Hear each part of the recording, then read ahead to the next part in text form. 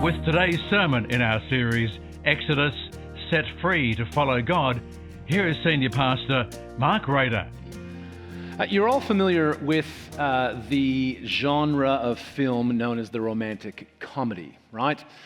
Boy and girl meet and they fall in love, and it looks like it's all going to turn out into this wonderful, happily ever after, until about 3/4 of the way through the film when something happens that jeopardizes the relationship, right?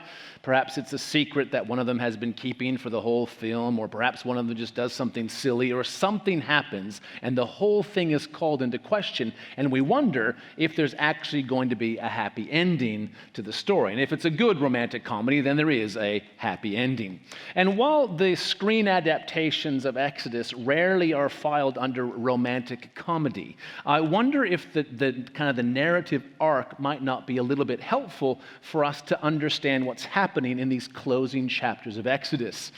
So in the story, of course, God has been faithful to his promises and has blessed the people of Israel and has brought them out of Egypt with a mighty display of power and brought them to Mount Sinai. And at Mount Sinai has entered into this exclusive, special, formal relationship where they make promises to each other, where the Lord promises to be their God and they promise to be his people, to represent him in the world, to participate with him in his plans to restore everything. And it looks like there's going to be a really, really happy ending.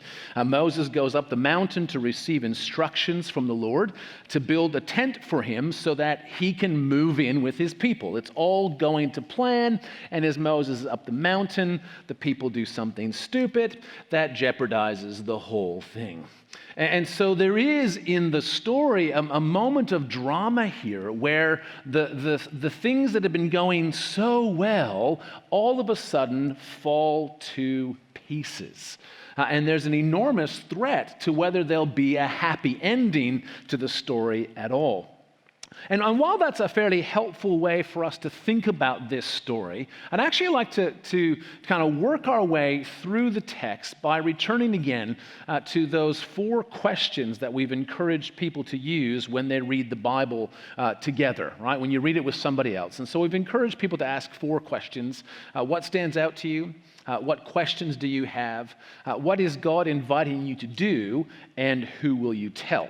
I'm not going to answer the 4th question because I'm telling you. So I'm just going to deal with the 3 questions. And not just to remind you about the kind of a helpful methodology to read the Bible, but perhaps more importantly, because this is how, as I was reading this passage, I ended up kind of going through it. There was something that really stood out to me, and then there was a question that was raised, and then an invitation that I believe that was given for all of us to consider as we have a look at this story that is told and retold and reinterpreted again and again and again all the way through Scripture. I mean, this is one of those great acts of unfaithfulness, Israel and the golden calf. So let me begin, though, by pointing out to you what stood out to me as I read through the story again. And it's quite simply the contrast between how God responds at the top of the mountain and what's actually happened at the foot of the mountain. So at the foot of the mountain, the people have come to Aaron and they have said, hey, listen, we don't know what happened to Moses. Will you make us a god? And it seems, it's a little confusing, but it seems like what they're asking is not to make them a different god. They still want to worship the Lord, but they just want an idol. They want some sort of physical representation of the Lord. And so Aaron says, bring me your old gold, and they do, and he makes a golden calf, and all the people go, look, this is the Lord. He brought us out of Egypt. And Aaron goes, this is a fantastic idea. Let's have a festival. And this is all happening at the foot of the mountain, and I'll come back to that in a moment. But God's reaction is completely different, isn't it? If you jump ahead in verse 7, the Lord says to Moses, go down because your people whom you brought up out of Egypt have become corrupt. They have been quick to turn away from what I commanded them and have made themselves an idol cast in the shape of a calf. If you jump down to verse 9, the Lord says, I have seen these people, and they are a stiff-necked people. Now leave me alone, so that my anger may burn against them, and I may destroy them. Then I will make you into a great nation.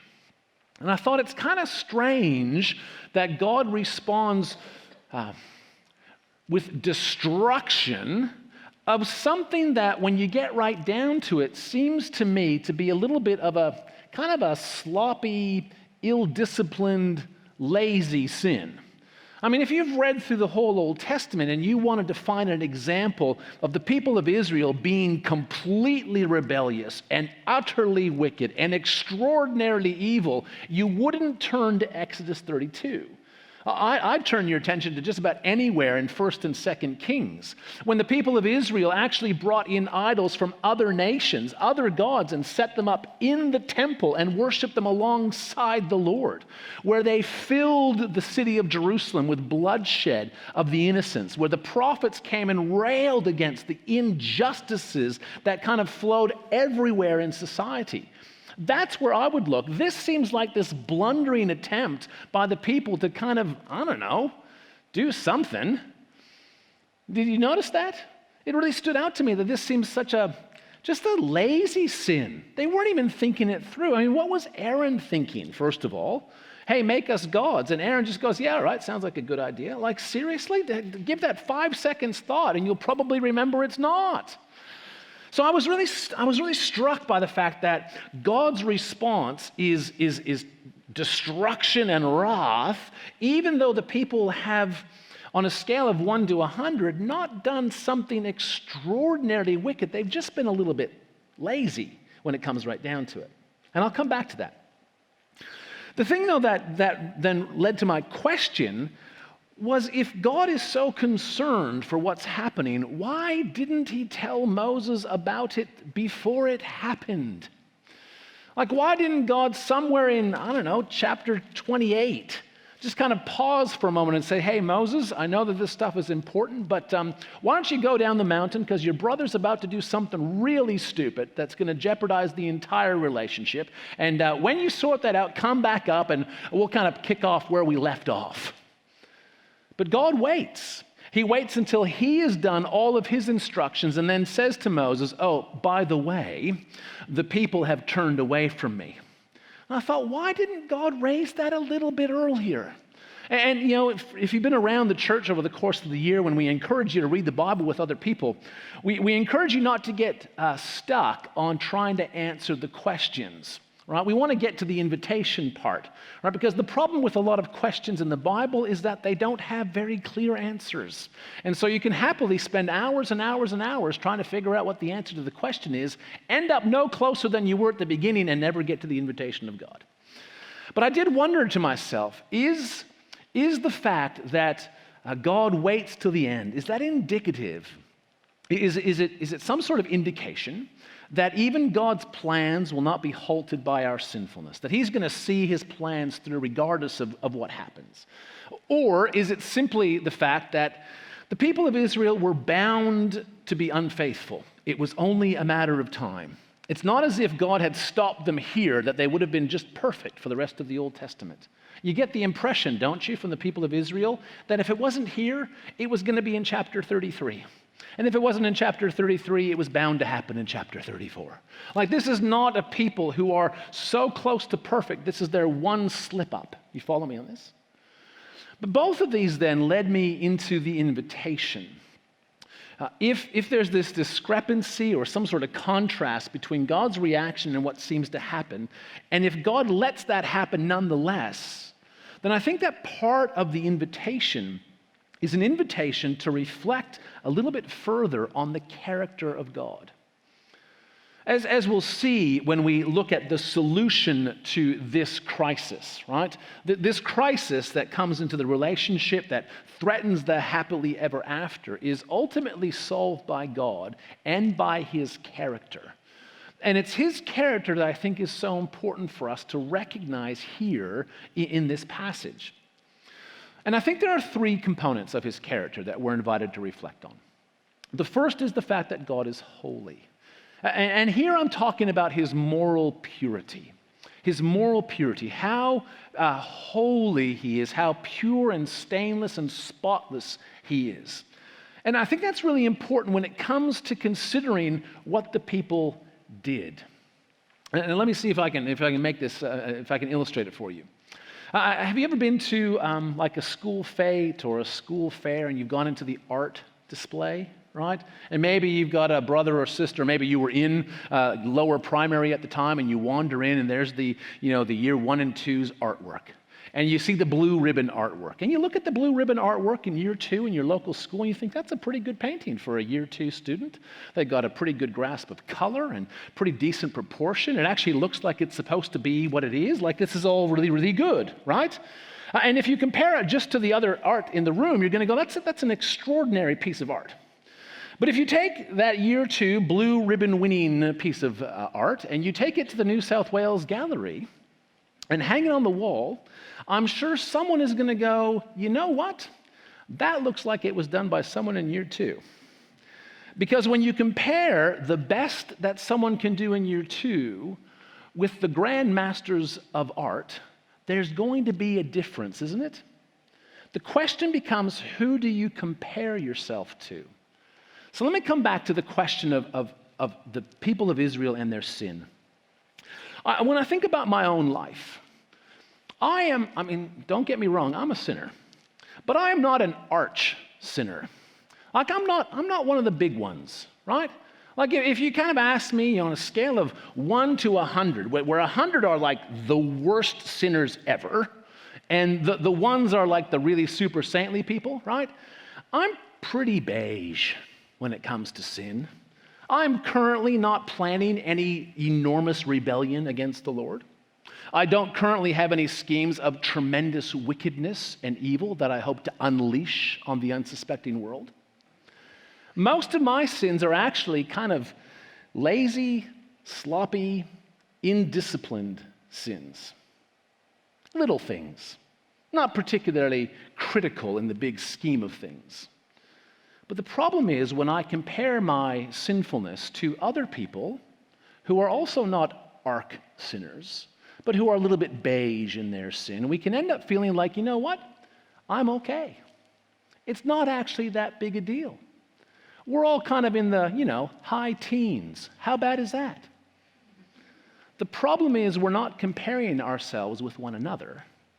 We are comparing ourselves with the Lord, who is perfectly holy. And when you compare our beige sins to the perfection of God, then it becomes very clear that even our beige is quite a dark black. And the distinction between a 1 and a 100 is to some degree immaterial because we are all of us, every one of us, sinners. And if I only compare myself to other people, I may miss out on the holiness of God. And here, the Lord's response is appropriate because the people have been unfaithful in their relationship, not with each other, but with Him. And so I think we are invited to reflect on the holiness of God and to reflect perhaps on who are we comparing ourselves to? And have we become quite comfortable, thank you very much, with our kind of petty, pedantic, not particularly important, nor world-changing sins? And if we have, what's our response? I think a second characteristic that we are invited to reflect upon is God's faithfulness. And this one is a little bit tricky, I think, to kind of pick out. So again, let me try to illustrate. Perhaps for those of you who are parents, or for those of you who have had these kinds of conversations with parents, or have thought at all about the importance of discipline, you know that parents seek, in their best moments, to discipline their children because they love them. If they didn't love their children, if your parents didn't love you, they would just let you do whatever you wanted because they wouldn't care if you turned into a spoiled, rotten git of a person who irritates everyone and nobody likes. They wouldn't care if you had no boundaries and no respect for yourself or others or other people's property, because they wouldn't care. In fact, discipline is an extension of a parent's love. Not always done entirely perfectly, but it's ideally out of that sense of love. Here in this passage, we actually see the faithfulness of God exhibited in his willingness to take seriously the people's unfaithfulness. He is faithful ultimately to punish the people.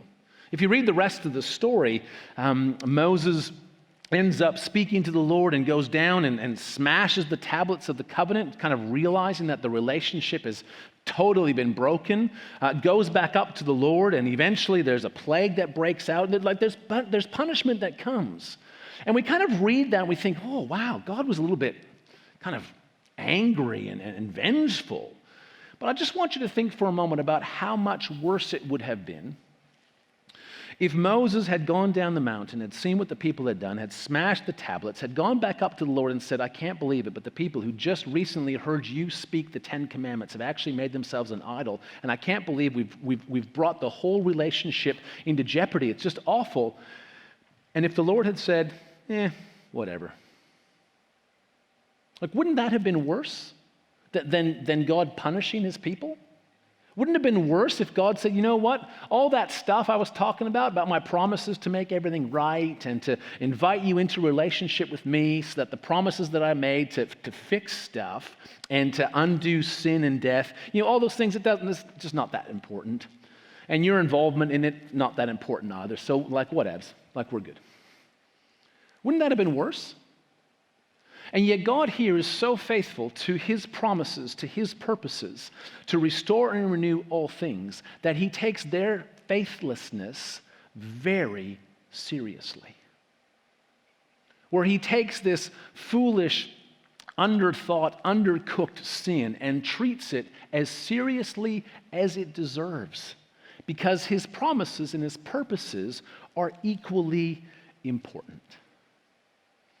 And it invites us to consider again, how does God exhibit his faithfulness to us? Because we continue to be faithless, and God continues to be faithful, and his plans and purposes still matter a great deal. I think the third character that we are invited to reflect on is actually God's mercy.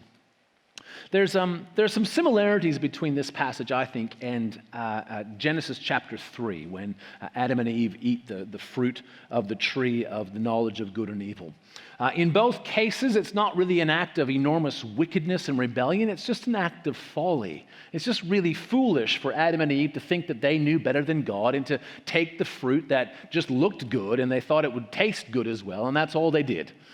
And in both cases, we very quickly see that there's blame calling and lying and all sorts of great stuff. When Moses comes down the mountain, if you haven't read the story, says to Aaron, what were you thinking? What happened? And Aaron goes, well, they just gave me the gold and I threw it in the fire and out came this calf. It was a miracle, so we thought we'd hold a festival. You're like, really? That's the best you can do? You're supposed to be the high priest. And the same thing happens, of course, in the story in Genesis. But in both cases, I want you to notice that God actually doesn't act immediately. So to some degree, we might expect that in the book of Genesis, as soon as they picked the fruit, and as soon as they both tasted it, and as soon as they realized that they were naked, you kind of expect God to sweep through the garden as a hurricane, uproot trees, and smash and destroy them both, and go, I told you not to eat from the tree. But that's not exactly what happens, is it? God shows up walking in the garden and says, where are you? As if God did not know where they were. As if God came back into the garden and thought, I left them here 5 minutes ago. How do you lose the only people on earth? The whole kind of thing. And when they come out and they say, oh, well, we were naked and we hid, God doesn't go, you're what? And destroy the garden. He says, who told you were naked? And in both cases, the question invites confession, doesn't it? And I sometimes wonder what would have changed if, as soon as they ate the apple, as soon as they realized they were naked, if they looked at each other and said, we need to go and find the Lord and tell him what we've done. I wonder if the story would have ended any differently. And we find the same thing happens in Exodus chapter 32. God tells Moses that he is going to destroy the people. Leave me alone so I can destroy them. And listen to Moses' response. But Moses sought the favor of the Lord his God. Lord, he said, why should your anger burn against your people whom you brought out of Egypt with great power and a mighty hand? Why should the Egyptians say it was with evil intent that he brought them out, to kill them in the mountains and to wipe them off the face of the earth? Turn from your fierce anger, relent and do not bring disaster on your people. Remember your servants Abraham, Isaac, and Israel, to whom you swore by your own self, I will make your descendants as numerous as the stars in the sky, and I will give your descendants all this land I promised them, and it will be their inheritance forever. Then the Lord relented and did not bring on his people the disaster he had threatened. Now, at first glance, it looks as if God got played by a quick-thinking prophet, doesn't it? But I want you to kind of play it out. Imagine the next scene when Moses goes down the mountain. Do you think God stood there for a moment at the top and then went, oh, man, I just got played. I can't believe he did all that. Aren't you faithful to all your promises stuff? And I fell for it. I hate when I fall for that kind of stuff. Manipulated by a little... Is that what happened? I think that God telling Moses that he was going to destroy the people is actually creating space for Moses to step into that space, to ask for mercy. And notice that Moses does so by reflecting on God's character. As I said, when we look at the next passage in this series, we'll see that the only way that this relationship and this crisis gets solved is by God and his character. And here Moses just speaks about the Lord's character, and lo and behold, there is mercy even in the midst of judgment. And all of this, of course, whether we're reflecting on God's holiness or his faithfulness or his mercy, invites the question of what is our response. Because if you read through the rest of the story in chapters 32 and the start of chapter 33, one of the things that's missing, hard to spot because it's not there, but one of the things that's missing is the repentance of the people of Israel. At the end of the story, they're sad, and they take off their jewelry as a sign of their sadness, but nowhere does it say that they actually repented or confessed their sin. Nowhere does it say that they acknowledged that the Lord is holy and that they were unfaithful. Nowhere does it say that they acknowledged that the things that God has invited them into were so important that they were slack and lazy in it and they needed to do better. Nowhere do they appeal to his mercy and say, we really messed this whole thing up. Is there any chance in your grace and compassion that we can work this out? Moses does a lot of that work for the people, but it's ultimately the character of God. But it does raise the question then for you and I. What is our response to the holiness of God? What is our response to his faithfulness, to his plans and to his purposes? What is our response to his mercy? You know, when we fast forward the story, we find that Jesus, on the night he was betrayed, took bread and took the wine that were symbols of the Passover meal in Exodus and reinterpreted them in himself. Making sure that we recognized how important the mission was. Important enough for him to give his life for it. Important enough that he might give us his holiness. Important enough that he might extend to us his mercy.